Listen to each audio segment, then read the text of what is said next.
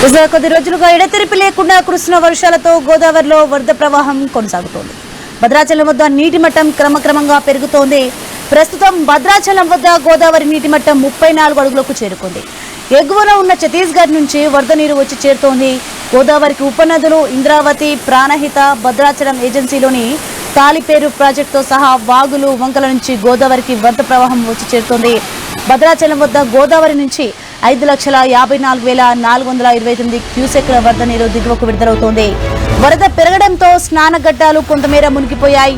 Bhadrachalam ఏజెన్సీలోని Taliperu project పూర్తిస్థాయి నీటిమట్టానికి చేరుకోవడంతో 5 గేట్లను ఎత్తి 14,572 క్యూసెక్ల నీటిని గోదావరిలోకి విడుదల చేస్తున్నారు.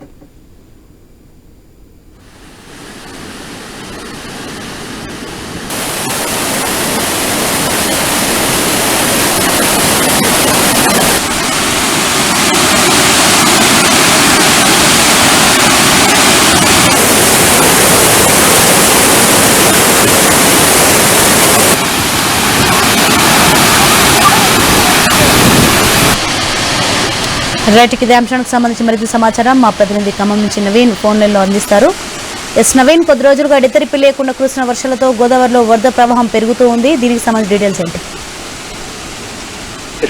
ఉమ్మడి ఖమ్మం జిల్లా వ్యాప్తంగా గత 4 రోజుల నుంచి కూడా భారీ వర్షాలు అయితే నమోదవుతున్న పరిస్థితి అయితే ఈ వర్షాలు నమోదు కావడంతో కూడా జిల్లాలో ఉన్నటువంటి ఇప్పటికే ప్రాజెక్టులు కూడా మొత్తం నిండుకున్నది కల్పిస్తుంది. గోదావరికి అయితే వరద ఉధృతి అయితే కొనసాగుతుంది. ఇప్పటికే మహారాష్ట్రతో పాటు ఛత్తీస్గఢ్ లో పడుతున్నటువంటి భారీ వర్షాల నేపథ్యంలో అక్కడికి ఆ ఎగువ నుంచి ఎక్కువ వరద రావడంతో కూడా గోదావరి అయితే పోటెత్తున్న పరిస్థితి మనకు కనిపిస్తుంది. ప్రస్తుతానికి గోదావరి భద్రాచలం వద్ద 34 అడుగుల మేర కూడా గోదావరి ప్రభావం అయితే కొనసాగుతుంది. ఇప్పటికే లోతట్టు ప్రాంత ప్రజలను మొత్తం కూడా అధికారులు అప్రమత్తం చేశారు. ఈ క్షణంలో సరే అందరూ కూడా అలర్ట్గా ఉండాలి. ఎందుకంటే 43 అడుగులు చేస్తే మొదటి ప్రమాద హెచ్చరిక భద్రాచలం వద్ద జారీ చేసే అవకాశం ఉన్న నేపథ్యంలో ఇంకా 10 అడుగులు ఇంకా గోదావరి పెరిగితే మాత్రం ఖచ్చితంగా మొదటి ప్రమాద హెచ్చరిక జారీ చేస్తామని చెప్పి కూడా అధికారులు చెప్తున్నారు. అయితే క్రమంగా గోదావరి పెరుగుతుంటే ఉదయం నుంచి కూడా క్రమంగా గోదావరి పెరగడంతో కూడా ఇంకా పెరిగే అవకాశం ఉంటుందని చెప్పేసి కూడా అధికారులు చెప్తున్నారు. ఎందుకంటే ఎగువ నుంచి పడుతున్నటువంటి వర్షాల నేపథ్యంలో అక్కడ వరద కూడా ఉధృతి కొనసాగుతుంది. ఇప్పటికే జిల్లా వ్యాప్తంగా ఉన్నటువంటి వరద కూడా కిన్నరసాని నుంచి కానివ్వండి ఇతర నదుల నుంచి వచ్చినటువంటి వరద మొత్తం కూడా గోదావరిలో కలుస్తున్నటువంటి పరిస్థితి మనకు కనపడుతుంది. నేపథ్యంలో పూర్తి స్థాయిలో కూడా ఏజెన్సీ ప్రాంతాలు ప్రధానంగా చూసుకుంటే భద్రాద్రి జిల్లాకు సంబంధించి మొత్తం కూడా ఏజెన్సీ జిల్లాగా ఉంది. ఈ ప్రాంతం మొత్తం కూడా ప్రజలు అప్రమత్తంగా ఉండాలి.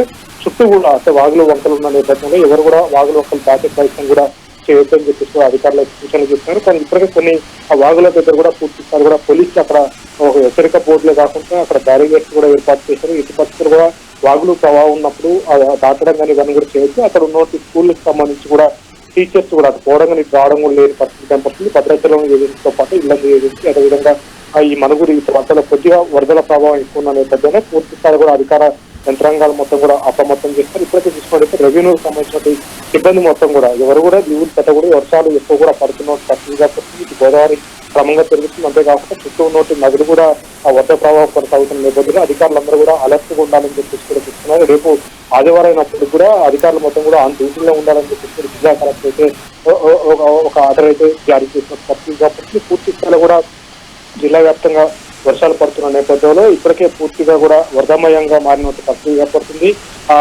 దీనికి సంబంధించిన అంటే గోదావరిలో చేపల వేటకి వీటికి మామూలుగా వెళ్ళొచ్చు కానీ ఫస్ట్ హెచ్చరిక గిరిక జారీ తీసుకురావడం మాత్రం ఇటు పరిస్థితిలో ఎవరు కూడా గోదావరిలోకి దిగొద్దని చెప్తుంది. ఇప్పటికే భద్రాచలం కనుక వచ్చేటువంటి భక్తులకు కూడా స్నానాలకు అట వరద కూడా చేరినట్టు పరిస్థితి కాబట్టి ఎవరు కూడా నది లోనకు కూడా వెళ్ళొద్దని చెప్పేసి కూడా అధికారులు చెప్తున్నారు. ఎందుకంటే క్రమంగా గోదావరి పెరుగుతున్న నేపథ్యంలో పూర్తి స్థాయిలో కూడా అందరూ అలర్ట్గా ఉండాలి. ప్రధానంగా ఏదైతే భద్రాచలం గోదావరి వరదకు సంబంధించిన ముంపు ప్రాంతాలు ఉంటాయో ముంపు ప్రాంత ప్రజలను కూడా మొదటి నుంచి కూడా అలర్ట్ చేయాలని చెప్పేసి చెప్తున్నారు. దానికి సంబంధించిన పునరావాస కేంద్రాలు కానీ ఇవన్నీ కూడా పూర్తి స్థాయిలో కూడా అందుబాటులో ఉండాలి. ఆ ప్రజలు ముందుగానే అక్కడి నుంచి ఏదైతే వరద పెరుగుతున్న నేపథ్యంలో అక్కడి నుంచి వెంటనే పునరావాస కేంద్రాలు కూడా రద్దేయాలని చెప్పేసి కూడా అధికారులు చెప్పడం అధికార యంత్రాంగం మొత్తం కూడా అప్రమత్తమైన పరిస్థితి మనకు కనపడుతుంది. అంతేకాకుండా జిల్లాలో పడుతున్నటువంటి భారీ వర్షాల నేపథ్యంలో అధికార యంత్రాలు మండల స్థాయిలో ఉన్నటువంటి రెవెన్యూ సిబ్బందితో పాటు పోలీసులు కూడా అలర్ట్గా ఉండాలి. ఆ పక్కన ఉన్నటువంటి వీటి ఉంటాయి కొన్ని ఉపనదులు ఉంటాయి. అంతేకాకుండా చిన్న చిన్న వాగులు వంకలు ఉంటాయి. ఈ వాగులు వంకలకి వెళ్ళి కూడా ఎవరు కూడా పోవద్దు. అంతేకాకుండా రైతులు కూడా ఆ నదులు గినక ఏదైతుందో వాగులు గినక దాటే సమయంలో కూడా పూర్తి స్థాయిలో కూడా అలర్ట్గా ఉండాలి. ఎందుకంటే వాళ్ళు వ్యవసాయ పనుల నిమిత్తం వాగులు దాటే ఇద్దరు వాళ్ళు వర్షాలు పడ్డ తర్వాత ఆ వాగులు పెరగడంతో కూడా చాలా మంది కూడా చిక్కుపోయినట్టు గతంలో చిక్కుపోయినట్టు పరిస్థితి కనిపిస్తుంది. అలాంటి ఎలాంటి ఇబ్బందులు లేకుండా వాళ్ళకు సెల్ ఫోన్ వాడుకునేటట్టు పూర్తి స్థాయిలో కూడా ఆ కుటుంబ సభ్యులతో టచ్ లో ఉండేటట్టు కూడా అన్ని ఏర్పాట్లు చేసుకోవాలని చెప్పేసి అధికారులు చెప్తుంది. ఏదైనా పంట పొలాల కాడికి వాగులు వంకలు దాటే రైతులు ఎవరు ఉంటే ఖచ్చితంగా వాళ్ళు అలర్ట్ గా ఉండాలి. వాళ్ళకు మొబైల్ ఫోన్ కూడా వాడుతూ ఉండాలి. వాళ్ళు ఇంటికాడ ఉన్నటువంటి సభ్యులతోటి వాళ్ళ కుటుంబ సభ్యులతో ఎప్పటికప్పుడు టచ్ లో ఉండాలని చెప్పేసి కూడా అధికారులు చెప్పినట్టు పరిస్థితి కాబట్టి ప్రస్తుతానికైతే గోదావరి మాత్రమే గురురూపం దాడుతున్న కాబట్టి ఇంకా పెరిగే అవకాశం ఉంటుందని చెప్పేసి కూడా అధికారులు చెప్తున్నారు. Right, thanks for the information Naveen.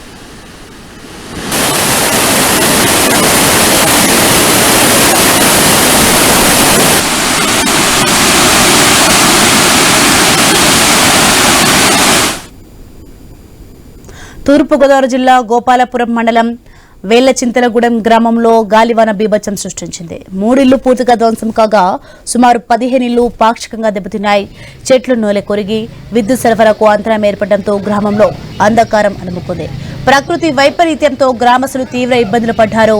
Revenue అధికారులు గ్రామానికి చేరుకుని సహాయక చర్యలు చేపట్టారు. ఇల్లు కోల్పోయిన వారిని పునరావాస కేంద్రానికి తరలించారు. ఇల్లు దెబ్బతినడం మినహా ఎలాంటి ఆస్తి నష్టం జరగలేదని రెవెన్యూ అధికారి అజయ్ బాబు తెలిపారు. దెబ్బతిన్న ఇళ్ల వివరాలను ఉన్నతాధికారులకు నివేదిస్తామని చెప్పారు.